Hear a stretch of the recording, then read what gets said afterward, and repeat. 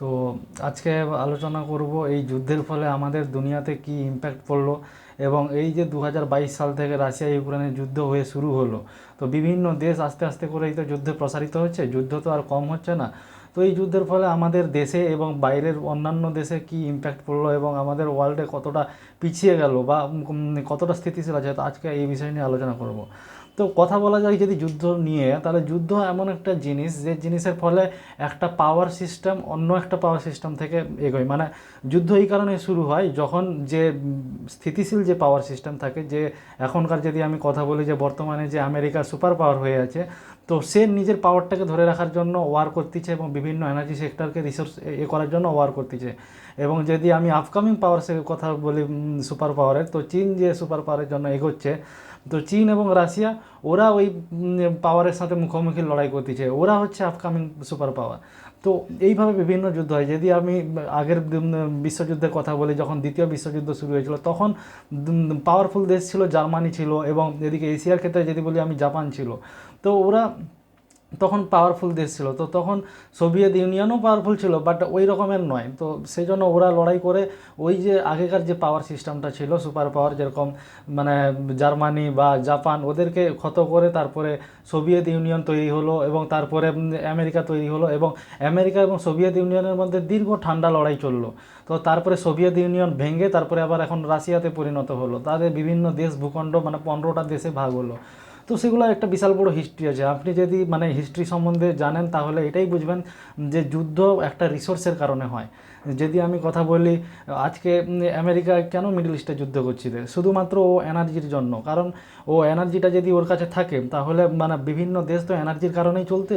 মানে যদি আমি কথা বলি এখন সময়ে এই ইলেকট্রিসিটি যদি না থাকতো তাহলে কি আমরা এই ইন্টারনেট চালাতে পারতাম, বা আমি ভিডিও বানাতে পারতাম, বা আমি এই কোনো কথা বলতে পারতাম? তো ইলেকট্রিসিটিকে রাখার জন্য বিভিন্ন রকমের এনার্জি দরকার, সেটা তেল দিয়ে হোক, গ্যাস দিয়ে হোক, প্লাস বা যত রকমের হোক। তো আমি যদি কথা বলি এখন মানে সোলার, মানে যেটা প্রাকৃতিক উৎস, মানে রিনিউয়েবল এনার্জি, প্লাস আমি যদি খনিজ সম্পদের কথা বলি, তাহলে খনিজ সম্পদে প্রায় এখন অবধি 80% আমাদের এনার্জি চলতেছে, এবং 20% যেটা হচ্ছে সেটা রিনিউয়েবল এনার্জির মাধ্যমে চলছে, যে সোলার সিস্টেম, বায়ু সিস্টেম এবং জলের সিস্টেমের মাধ্যমে।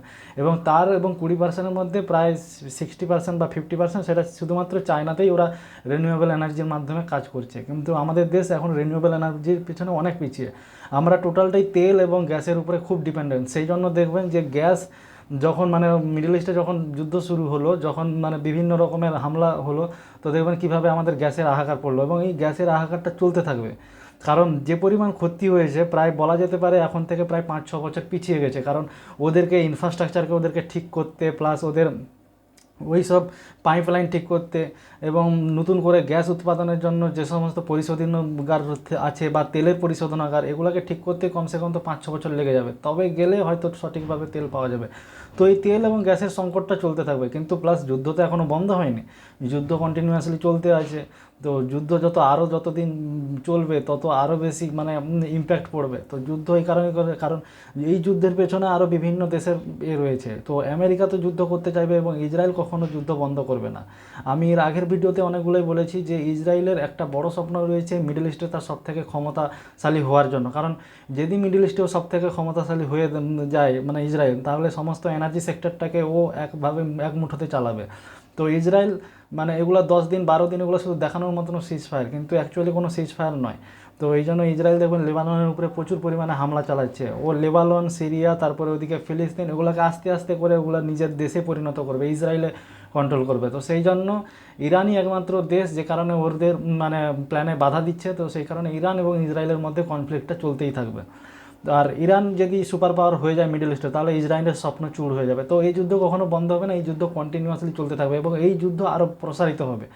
তো তার ফলে একটা নতুন পাওয়ার তৈরি হবে। যদি আমি কথা বলি যে আমেরিকা যে দীর্ঘ প্রায় দ্বিতীয় বিশ্বযুদ্ধের পর থেকে আমেরিকা যে সুপার পাওয়ারটা ধরে এসছে, প্রায় যদি কথা বলি দ্বিতীয় বিশ্বযুদ্ধ 1945 সালে হয়েছিল, তো আজ থেকে প্রায় 65-70 বছর আগে। তো 70 বছর ধরে প্রায় যদি আমেরিকা সুপার পাওয়ার হয়ে থাকে, তো আস্তে আস্তে ওটা ডিক্লাইন এখন পজিশনে চলে এসছে। তো আপনি দেখবেন আগামী 5 বছর বা 7 বছর পরে দেখবেন চীন বিভিন্ন দিক দিয়ে, টেকনোলজির দিক দিয়ে টেক ওভার করে নেবে। যদিও ও জিডিপির দিক দিয়ে একটু পিছিয়ে থাকবে, জিডিপির দিক দিয়ে ক্রস করতে আমেরিকাকে এখনও আরও প্রায় 8 বছর থেকে 10 বছর লেগে যাবে। চীনের।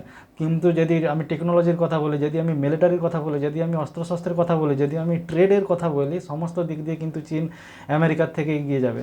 এখন তো আবার রিসেন্ট এবং আমেরিকা এবং চীনের মধ্যে টোটালি মানে মুখোমুখি কনফ্লিক্ট হচ্ছে একটা মানে চিপ ওয়ার নিয়ে। কারণ এনভিডিয়া যে চিপ তৈরি করে সেটা অ্যাডভান্স চিপ তৈরি করে, কিন্তু চায়নাকে সে অ্যাডভান্স চিপ সাপ্লাই করে না। এবং চিপ যেটা যায়, চিপের মেন যে বস্তু সেটা আবার টিএসএমএফসি মানে ওই কোম্পানিটা মানে এনভিডিয়াকে দেয়। তো ওই কোম্পানিটা বর্তমানে তাইওয়ানে রয়েছে। তো যেরকম যদি আমি কথা বলি, আমেরিকা যেরকম এনার্জিটাকে ধরে রাখতে চাইছে, তো ফিউচারে চায়না মানে চিপটাকে ধরে রাখতে, কারণ চিপের মাধ্যমে সব কিছু কারবার হবে।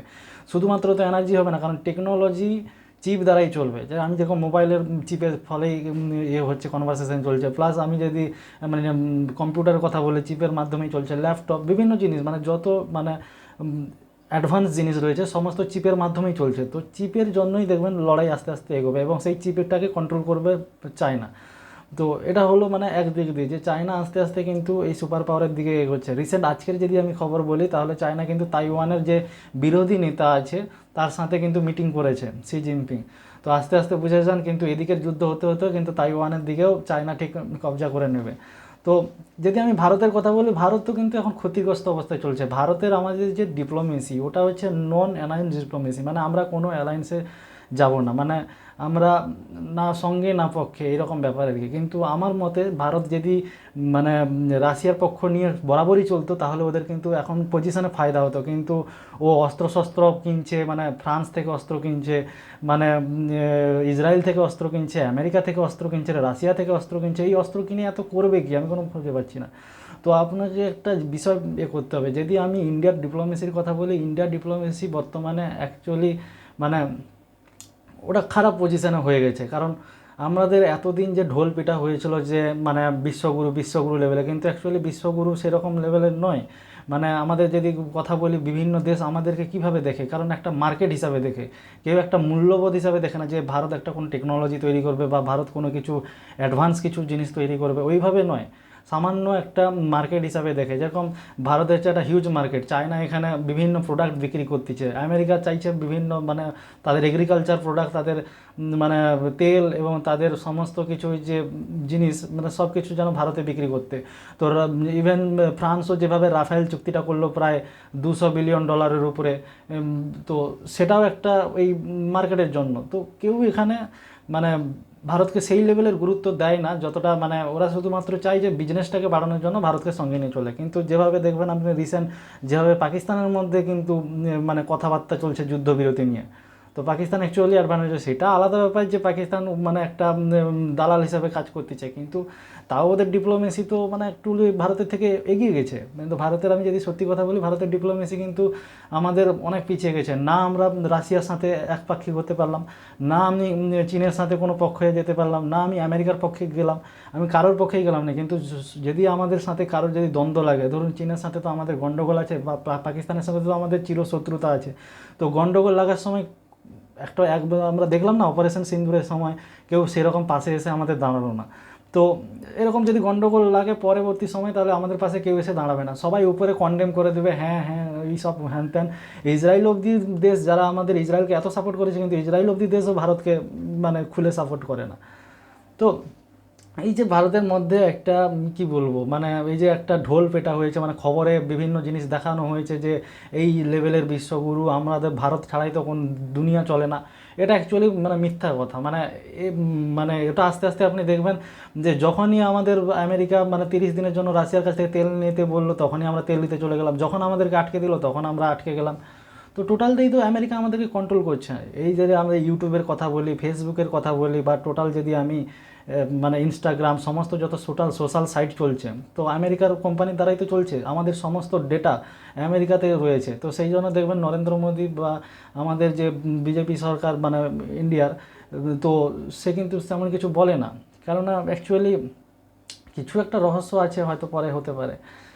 বাট কথা হচ্ছে এখানে সুপার পাওয়ার নিয়ে। তো সুপার পাওয়ারে যদি ভারতের কথা বলি, ওটা যেভাবে আমাদেরকে এখনও ঝোল সামলানো হচ্ছে যে 2047 সালে আমরা বিকশিত হয়ে যাব, 2047 সালে আমরা বিকশিত হতে পারবো না। কারণ আমাদের বিকশিত হতে গেলে আরও 10 বছর, মানে 2047 থেকে পরে 2100 বছর হয়ে যাবে, তার হলেও আমরা বিকশিত হবো না। বিকশিত হতে গেলে আমাদেরকে আগে শিক্ষা, তারপরে মানে হাসপাতাল এবং স্বচ্ছ ভারত, এইসব জিনিসগুলোকে আগে ঠিকঠাক করতে হবে। এগুলো যতক্ষণ না ঠিক হবে, ভারতের পজিশন কোনো কিন্তু এখনও ঠিক হবে না। তো ওটাই হচ্ছে কথা। তো যদি আমি বলি, তো এইভাবে যুদ্ধ চলবে।